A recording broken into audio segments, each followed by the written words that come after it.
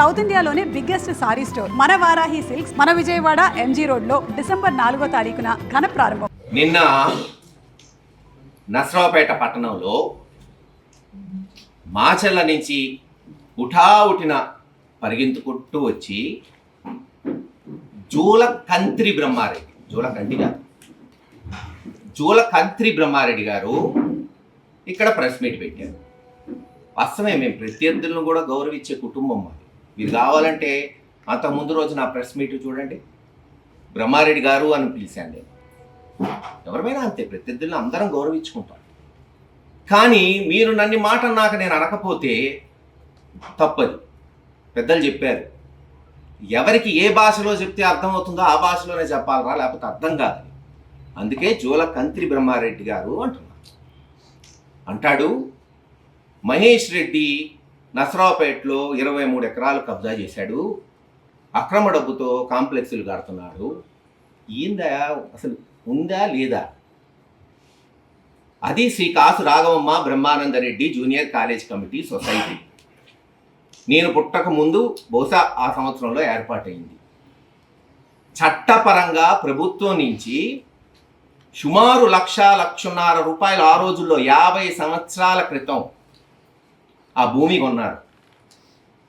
ఎందుకు? ఈ ప్రాంతంలో చదువు చెప్పాలి, కొంతమందికి ఉద్యోగాలు ఇవ్వాలి. వెనుకబడిన ప్రాంతం కాబట్టి ఎంతోమందికి ఉద్యోగాలు. ఎందుకు? శ్రీనివాసరెడ్డి గారు ఉన్నారు, వాళ్ళ బ్రదర్ కూడా చేశారు. బ్రదర్ కూడా అక్కడ ఎంతోమంది అట్ట. నేను అడుగుతున్నా ఒకటే, అప్పుడున్న బ్రహ్మానందరెడ్డి గారు, వెంగళరెడ్డి గారు నిజంగా గనక ఆస్తులు పోగు చేసుకోవాలి అనుకుంటే వాళ్ళు పాపం రూపాయి కూడబెట్టుకున్న 1,00,000 రూపాయలు హైదరాబాద్ జూబ్లీహిల్స్ అందరికీ తెలుసు. హైదరాబాద్ జూబ్లీహిల్స్ ప్రారంభించింది కాసు బ్రహ్మానందరెడ్డి గారు ముఖ్యమంత్రి ఉన్నప్పుడు హౌసింగ్ కాలనీ. ఈరోజు చంద్రబాబు నాయుడు గారు హేమీలు అందరూ ఉంటారు, లేనోళ్ళు లేరు. మాకు దొరికితే గజం స్థలం కూడా లేదు మాకు. మళ్ళీ ఇదే మొగమాటం ఎందుకు? ఆ రోజు గజం రూపాయి అంటే ఇక్కడ వాళ్ళు కొనుక్కోవాలనుకున్న 1,00,00,000 పెట్టి జూబ్లీహిల్స్లో గజం రూపాయి కొనుంటే 20 ఎకరాలు వచ్చేది. ఈరోజు 3,000 కోట్ల ఆస్తి ఉండేది మాకు, 3,000 కోట్ల ఆస్తి. కానీ అప్పుడు పెద్దలు అలా ఆలోచించాల. వాళ్ళు పుట్టిన గడ్డ, వాళ్ళకి ప్రేమ, ఆధార, అభిమానం ఇచ్చిన ప్రజలకు ఉపయోగపడాలని కాలేజ్ స్థాపించారు. Yes, aided college. కానీ ఎయిడెడ్ తీస్తూ పోయిందే ప్రభుత్వం. ఏ ప్రభుత్వం ఉన్నా, నేనేమి ఒక కాంగ్రెస్ ప్రభుత్వమో తెలుగుదేశమో వైఎస్ఆర్ అనట్లా, ఎయిడ్ని డిస్కంటిన్యూ చేస్తూ వచ్చారు. అప్పుడు కొంతమంది సూచన మేరకు మిగతా సొసైటీలు చాలా ఉన్నాయి. ఈరోజు మీరు పోయి ఏసీ కాలేజ్ చూడండి, హిందూ కాలేజ్ చూడండి, షాపులు కట్టి రెంట్కి ఇచ్చి ఆ రెంట్లతో జీతాలు ఇస్తున్నారు. తప్పేం లేదు, మేము అదే చేసాం. మేము ఎక్కడ ఇల్లీగల్గా చేయలేదే. లీగల్గా గవర్నమెంట్ జీవో ఇచ్చింది, 3.5 ఎకరాల్లో కమర్షియల్ చేసుకొని రెంట్లు తీసుకొని ఎడ్యుకేషన్కి వాడండి అని. సరే, అప్పుడు కొంతమంది తెలుగుదేశం నాయకులు హైకోర్టులో వేశారు. హైకోర్టులో గెలిచా, ఇదిగో హైకోర్టు ఆర్డర్. హైకోర్టు ఏం చెప్పింది? పూర్తి హక్కు ఉంది సొసైటీకి, వాళ్ళు కన్స్ట్రక్ట్ చేసుకొని కమర్షియల్ రెంట్లు తీసుకొని వాడుకోవచ్చు. మీరెవరు చెప్పడానికి తెలుగుదేశం నాయకులు? అసలు జీవో అంటే తెలుసా, హైకోర్టు అంటే తెలుసా మీకు? బ్రహ్మారెడ్డి ఏమీ తెలీదు, ఏది పడితే అది మాట్లాడటం. అలా జీవోలు తీసుకొచ్చి హైకోర్టులో గెలిచి మున్సిపాలిటీలో పర్మిషన్స్ తీసుకొని కట్టాము. తప్పేముంది దాంట్లో? ఆ రెంట్లు ఈరోజు ఎడ్యుకేషన్కి వాడుకుంటున్నాం. నేనే కొన్ని డబ్బు సంపాదించి ఒక కమర్షియల్ కట్టాలి, సొసైటీలో ఎందుకు కడతాను ఇక్కడ? అది కూడా ఆలోచిద్దాం. నాది కాదు, 1 సెంట్ అమ్మడానికి లేదు సొసైటీ. నా ముందు ఈ సొసైటీ ఉంది, నా తర్వాత ఈ సొసైటీ ఉంటుంది. మరి నాది కానప్పుడు అక్కడెందుకు కట్టాలి? ఎస్బీఐ దగ్గర, హెచ్డిఎఫ్సి దగ్గర లోన్ తీసుకొని కట్టాం. నిజంగా నేను ఒకవేళ డబ్బు సంపాదించి ఆస్తులు కూడా పెట్టాలంటే హైదరాబాద్లో కట్టుకుంటా, లేదు నసరావుపేటలో నేను అమ్ముకునేది కడతాను. కానీ అమ్మలేనిది, శాశ్వతంగా ఉండేది ఏదో బ్రహ్మానందరెడ్డి గారి పేరు మీద అది ఉంటే మా తర్వాత కూడా రెంట్లు వస్తాయి, ఆ కాలేజ్ అలా నడిసిద్ది, 10 మందికి చదువు చెప్పచ్చు కాబట్టి కట్టాము. దానికి అభ్యంతరం ఏంటి? పోనీ అంతవరకు ఓకే. కాసు బ్రహ్మానందరెడ్డి గారు ఏం చేశాడు, పల్నాడికి ఏం చేశాడు మీ నాన్న అడిగితే చెప్పేవాడు కదా. అప్పుడు నేను బొట్ల, ఆయన ముఖ్యమంత్రి ఉన్నప్పుడు నువ్వు చిన్న పిల్లోడివి, బచ్చాగాడివి. నాగార్జున సాగరు బుగ్గవాగు, పోచంపాడు వంటి బహుళ ప్రాజెక్టులు కట్టి ఈ ప్రాంతాన్ని సస్యశ్యామలం చేశాడు. నేను చెప్పటం కాదు, తెలుగుదేశం అధ్యక్షుడు ఎన్టీ రామారావు గారు చెప్పిన క్లిప్పింగ్లు ఉన్నాయి, ఈనాడు జ్యోతి వచ్చిన పేపర్ కథనాలు ఉన్నాయి. కొన్ని వాళ్ళ మాచర్ల గురించే మాట్లాడదాం. మాచర్ల ఒక గ్రామం కాసు బ్రహ్మానందరెడ్డి గారు ఎంపీగా ఉన్నప్పుడు దాన్ని పట్టణం చేశాడు. చాలదా? మొత్తం పల్నాడులో ఉన్న ఒకే ఒక్క గవర్నమెంట్ డిగ్రీ కాలేజ్, ఒకే ఒక్క డిగ్రీ కాలేజ్ ఊహించండి. 1947 నుంచి ఇప్పుడు 2025 వరకు ఇన్ని సంవత్సరాల్లో, ఈ 70-80 సంవత్సరాల్లో ఉన్న ఒకే ఒక్క గవర్నమెంట్ డిగ్రీ కాలేజ్ కాసు బ్రహ్మానందరెడ్డి కాలేజ్. ఆయన ముఖ్యమంత్రిగా ఉన్నప్పుడు మాచర్లో పెట్టించారు. మీరు పెట్టారు ఒక కాలేజ్, చూపెట్టండి. మాచర్లో మీరు పెట్టిన ఒక కాలేజ్ చూపెట్టు బ్రహ్మారెడ్డి, నేను చూపెడతా. ఇలా అనేక అభివృద్ధి. జగన్మోహన్ రెడ్డి గారు ఉన్నప్పుడు పల్నాడు జిల్లా చేశాం. లేదు, కాసు కృష్ణారెడ్డి గారు ఉన్నప్పుడు గురజాల రెవెన్యూ డివిజన్ అయింది, sub division, police sub division, municipality అంటాడు. కృష్ణదేవరాయలు గారు హైవే తీసుకొచ్చాడట. మేము ఎప్పుడు కాదన్నాం? ఎలా వచ్చింది ఆ హైవే? ఒక మంచి పని, ఒక అభివృద్ధి జరగాలంటే ఆ పార్టీ, ఆ ముఖ్యమంత్రి నిధులు ఇస్తే వస్తాయి. నాగార్జున సాగర్ నుంచి దాచేపల్లి వరకు 400 కోట్ల హైవే నేను కృష్ణబాబు గారి దగ్గరికి పోయి 10 సార్లు తిరిగి కేంద్ర ప్రభుత్వం పెట్టే లిస్టులో కిందెక్కడో ఉంటే దాన్ని పైకి తెప్పించి, ఆయన పాపం ఏ మాటకు ఆ మాట చెప్పాలి. అక్కడ సెంట్రల్ గవర్నమెంట్ దగ్గరికి పోయినప్పుడు ఇది వెనుకబడిన ప్రాంతం అండి, శాంక్షన్ చేయండి అని ఆయన కూడా పాపం రికమెండ్ చేశాడు పర్సనల్గా. కృష్ణదేవరాయలు గారు ఆ రోజు మా పార్టీలో ఎంపీ. ఒకవేళ ఏమన్నా రికమెండ్ చేస్తే అది ఆ పార్టీకి సొంతం. అంటే పార్టీ మారినప్పుడల్లా వెళ్ళిపోతుంటాయా? నేనే అడగండి కావాలంటే కృష్ణదేవరాయలు గారిని. నేను ఫోన్ చేసి, ఆయనకి తెలియదు లిస్టులో ఉందని కూడా. ఇలా సెంట్రల్ గవర్నమెంట్లో వచ్చింది, ఒకసారి మీరు కూడా చెప్పు బాసు అంటే, పోయి లిస్టులో ప్రప్రదంగా ఉంది, గవర్నమెంట్ బాగా రికమెండ్ చేసింది మహేష్, ఖచ్చితంగా అయిపోతుంది అన్నాడు. దాంట్లో తప్పేంటి? మరి వైఎస్ఆర్ ప్రభుత్వం తెచ్చినట్టే కదా, అదేగా చెప్తుంది. మాట్లాడితే బహిరంగ చర్చకు వస్తాడా మహేష్ రెడ్డి? బహుశా నువ్వు చూడలేదేమో. లోకేష్ గారు వచ్చినప్పుడు ఎరపతినేని శ్రీనివాసరావు గారిని నేను ప్రతిపక్షంలో 2019 ముందు చెప్పా, 19 నుంచి 24 వరకు చెప్పా, ఈరోజు చెప్తున్నా మళ్ళీ. బహిరంగ చర్చకు కాసు మహేష్ రెడ్డి రెడీ. పిలువు బ్రహ్మారెడ్డి. మాచర్లో పెడతావా, మీ ఇంట్లో పెడతావా, వెల్దుర్తిలో పెడతావా? కాసు మహేష్ రెడ్డి ఒక్కడే వస్తాడు, లెక్కలతో వస్తాడు, లెక్కలు తేల్చుకొని పోతాడు. నువ్వు పెట్టాలా? పెట్టామని నేను కోరుకుంటున్నా. రాష్ట్ర ప్రజలకు తెలియాలా బ్రహ్మానందరెడ్డి గారు, రాజశేఖర రెడ్డి గారు, జగన్మోహన్ రెడ్డి గారు ముఖ్యమంత్రులు ఉన్నప్పుడు ఈ ప్రాంతానికి ఏం జరిగింది, లేదు తెలుగుదేశంలో ఏం జరిగిందో తెలిసిపోతాయి కదా. పెట్టండి.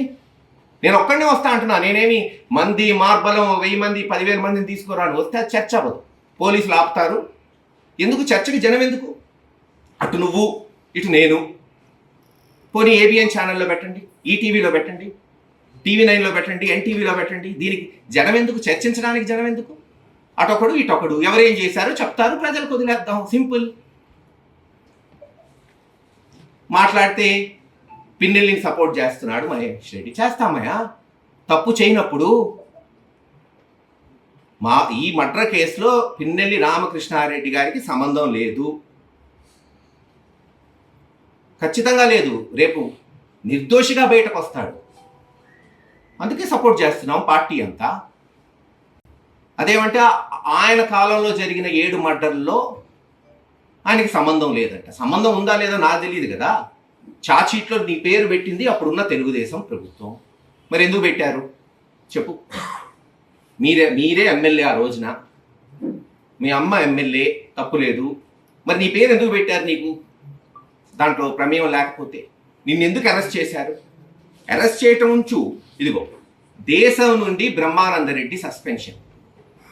ఆ రోజున తెలుగుదేశం పార్టీ నుంచి నువ్వు మర్డర్ కేసులో ఉన్నావని సస్పెండ్ చేసింది ఆ పార్టీ. చేయకూడదు కదా, తప్పయ్యా. అన్యాయంగా ఆ రోజున కాంగ్రెస్ నాయకులు ఇరికిస్తున్నారని అలా. ఆంజనేయులు ఎస్పీగా ఉంటే, చంద్రబాబు నాయుడు గారి ముఖ్యమంత్రి ఉంటే ఇదే బ్రహ్మారెడ్డి గారిని తీసుకెళ్లి కౌన్సిలింగ్ చేశారు. పాపం అని అన్నాం మేము, ప్రత్యర్థులమైన. అన్యాయం ఇది, తప్పని. మేమేమి బాగా కొట్టారని అలా ఇప్పటికే అన్నాం, అంత చిల్లరోని కాదు. నువ్వే చెప్పుకున్నావు చాలా చోట్ల. అధికారం ఉన్న మమ్మల్ని కొట్టారు ఎస్పీ ఆఫీస్లో, మర్డర్ చేశారని అని మీరే అనుకున్నారు, నేనుగా చెప్తుంది. కానీ ఈరోజు తప్పుడు కేసు పెడుతుంటే దానికి మేము సమర్థిస్తున్నాం. మహేష్ రెడ్డి పార్టీ మారాడు, ఎవరు మారలేదు. ఈ రాష్ట్రంలో, ఈ దేశంలో పార్టీ మారిన వాళ్ళు ఎంతమంది లేరు? మీరు మారలా? బ్రహ్మారెడ్డి కుటుంబం మారలా? చంద్రబాబు నాయుడు గారు మారలేదా? ఎస్, జగన్మోహన్ రెడ్డి గారి అభిమానంతో ఆ పార్టీలో చేరాం. నేనంట టికెట్ కొరకు ప్రకటనలు ఇవ్వాలంట. నీలాంటి 100 మందికి టికెట్లు ఇచ్చింది వీళ్ళు, 100 మందికి. ఇంతెందుకు, మీ నాన్న జూలకంటి నాగిరెడ్డి గారికి 1978లో ఆనాటి కాంగ్రెస్ పార్టీ రెండుగా చీలింది. ఇందిరా కాంగ్రెస్, కాంగ్రెస్ నేషనల్, అంటే నేషనల్ పార్టీ. బ్రహ్మాందరెడ్డి గారు కదా మీ నాన్నకి టికెట్ ఇచ్చింది 78లో నాగిరెడ్డి గారికి. అని ఓడిపోయి ఉండొచ్చు, ఓడిపోవటం ఏం కాదు. రాజకీయాల్లో సర్వసాధారణం. చాలా పెద్ద పెద్ద హేమీలు ఇందిరాగాంధీ, ఎన్టీ రామారావు గారు, బ్రహ్మాందరెడ్డి గారు ఓడిపోయారు. ఉన్నతమైన వ్యక్తే నాగిరెడ్డి గారు, మేము ఇప్పుడు కాదనట్లేదే. మరి టికెట్ ఎవరు ఇచ్చారు నీకు ఆ రోజున? జగన్మోహన్ రెడ్డి గారు భారీ సభలో చెప్తున్నాడు, నా తమ్ముడు గురజాల్లో పోటీ చేస్తాడని. నేను పోయి పోటీ చేశాను, సంతోషంగా ఉంది నాకు. మా టైంలో కూడా పల్నాడులో శాశ్వత పనులు, మెడికల్ కాలేజీలు, మున్సిపాలిటీలు, జాతీయ రహదారులు, బైపాస్ రోడ్లు, ప్రతి ఇంటికి తాగునీటి పథకాలు మా తరంలో మేము ఇది చేశాం. ఏదో బ్రహ్మాందరెడ్డి గారు నాగార్జున సాగర్ కట్టాడు, బుగ్గవాగు కట్టాడు, కాసు కృష్ణారెడ్డి గారు అద్దంకి నార్కెట్పల్లి జాతీయ రహదారి తీసుకొచ్చాడు, డివిజన్లు చేశాడు అనేది కాదు. మా టైంలో చెప్పుకోవడానికి చేశాము. చేయండి, మీరు కూడా చేయండి. మీరేదో పార్టీ మారనట్టు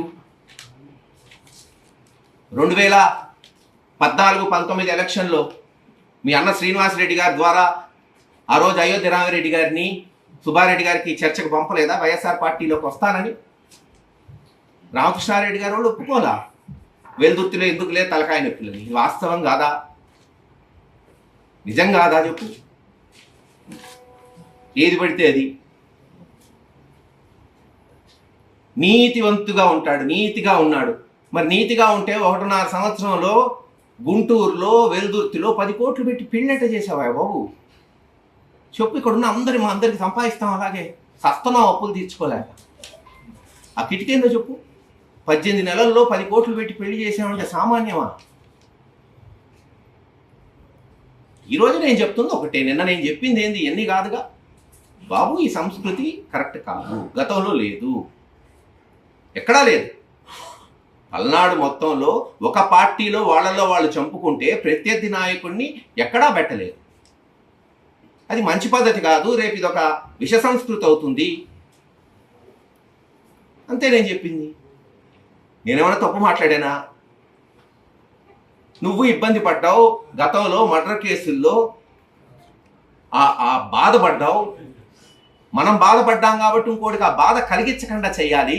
అది నాయకత్వం, పెద్దరికం. ఎప్పుడు ఇదే రాజకీయమా? రాజకీయం మారిస్తే కదా గొప్పతనం.